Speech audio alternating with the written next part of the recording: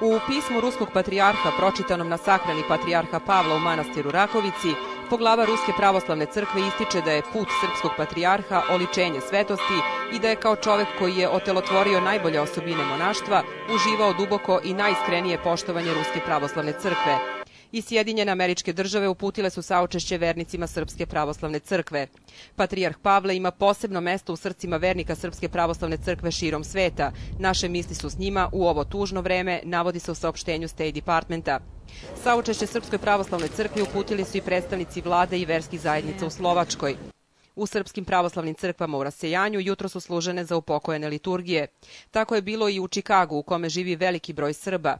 Pomen patrijarhu Pavlu služen je u sabornom hramu Svetog Vaskrsenja Hristovog u prisustvu velikog broja vernika.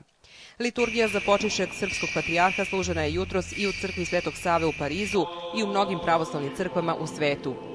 Slike posljednjeg oproštaja od patrijarha Pavla obišle su svet.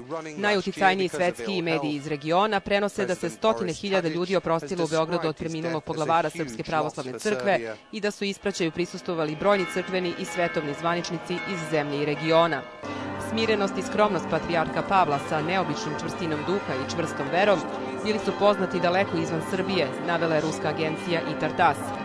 Reuters prenosi da je ispraćaju patrijarha koji je predvodio obnovu vere nakon više decenija komunističke vladavine prisustvovalo oko 500 000 ljudi iz Srbije i susednih zemalja.